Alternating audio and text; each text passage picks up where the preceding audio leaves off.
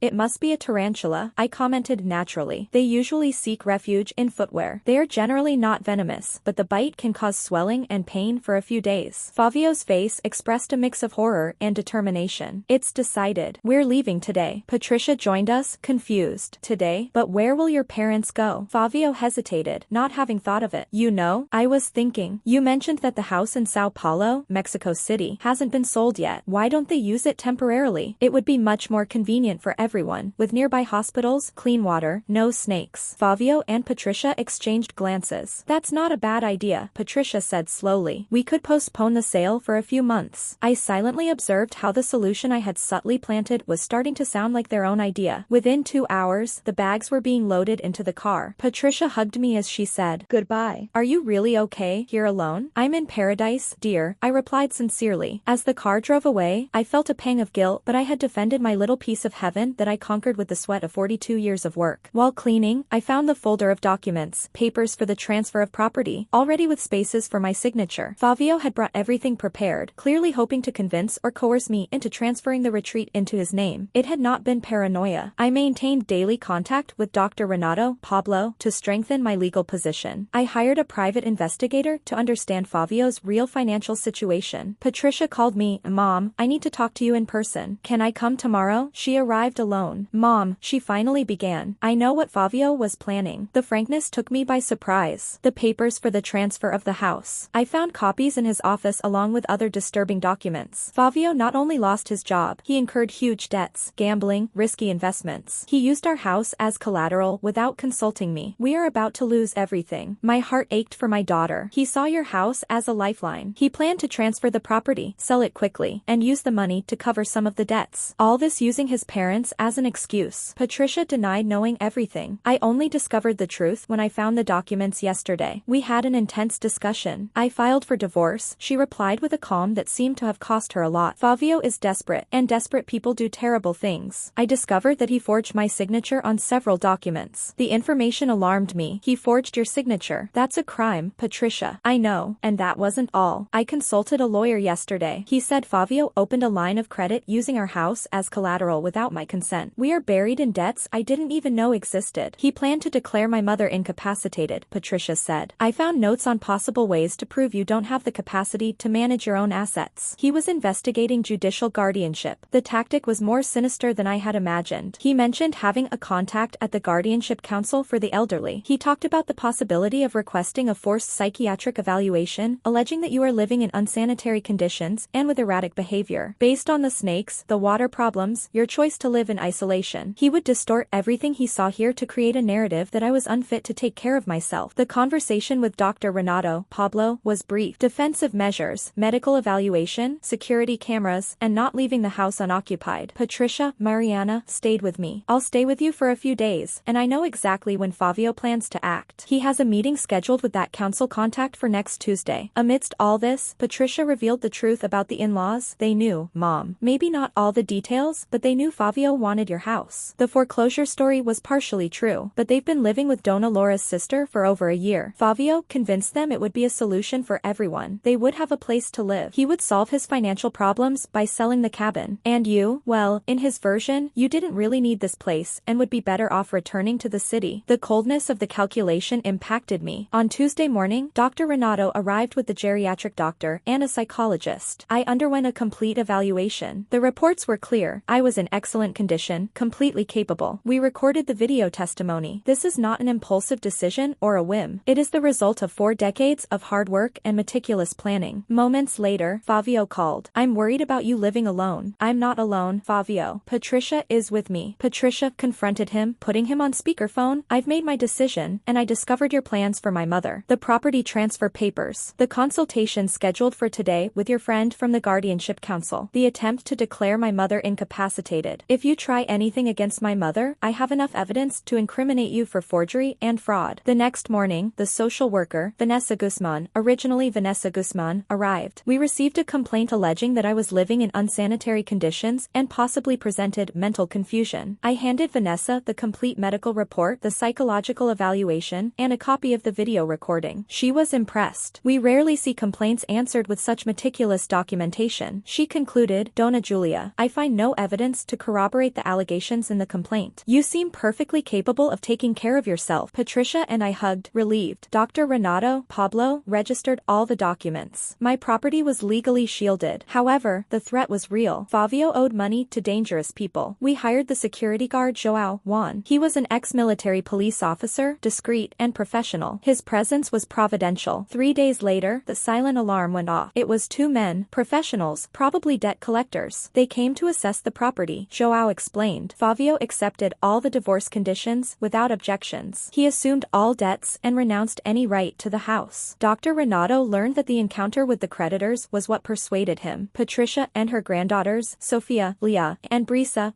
moved into a house in San Miguel de Allende, the nearest city. She started working as a science teacher. What had been a threat transformed into something more precious, the promise of a shared life. I received a personal, handwritten letter from Fabio. I have no justification for my behavior. What I did was unforgivable. I'm in therapy now. I'm gradually paying off my debts. I just wanted you to know that I finally understood the value of what I tried to steal. Not just a property, but a dream, a life achievement, a symbol of dignity and independence. Patricia allowed him to visit the granddaughters, but with clear conditions. Fabio remained respectful. The book, The Age of Resistance: How to Protect Your Dreams and Dignity in Old Age, was published. My story inspired others. With the support of Vanessa and Dr. Renato, the idea of the Villa Resistencia senior village began to take shape, a place where independent elderly people could live in community, with mutual support. We bought the neighboring land, the 3 hectares, for this project. The name was well received. Aging well is an act of resistance in a society that tries to make us invisible. Even Fabio called to offer help to develop a digital platform for Villa Resistencia. Patricia and I accepted the offer. It was a small gesture of reconciliation. On the 3rd anniversary, we celebrated the start of construction. I was invited to give a speech. The real gift of my retirement was not the solitude I sought, I said, but the community I found when I finally learned to set healthy boundaries. When I understood that valuing myself was not selfishness, but the necessary foundation for genuine relationships. I looked at the faces around me: Patricia, Sofia, Brisa, Dr. Renato, Vanessa, Joao. I had received much more than the beachfront retreat I had dreamed of. I had received a new beginning, a second chance to live authentically. Grandma, you showed that even when people try to make you believe you don't deserve something, you can fight for what is yours. That is being a hero. Brisa's words, my granddaughter, deeply touched me. I had discovered a Julia who was not afraid to set limits, who knew her own worth, and who could inspire others with her experience. And that was the true gift that retirement brought me. Not just a physical place to call my own, but an inner space of autonomy and wisdom that no one could ever take from me. The retreat I defended with such determination was no longer just a refuge from the world, but a starting point for a new phase of engagement with it, on my own terms, with clear boundaries and renewed purpose. I felt gratitude, even for the crisis that almost cost me everything, because without it, perhaps I never would have discovered the strength that always existed within me, waiting for the right moment to flourish. And that is the true strength of our protagonist, Julia. She discovered that defending her dream is not selfishness, but the foundation for building an authentic and inspiring life. Dignity and independence are priceless. But what about you? What is your act of resistance today? If you were inspired by Julia's story and believe in the importance of fighting for your dreams, even in maturity, give us a like and share this video with someone who needs an injection of courage. And of course, to follow more stories of overcoming, wisdom, and strategy like Julia's, subscribe to the channel and hit the bell icon. Remember, aging well is an act of resistance. See you next time.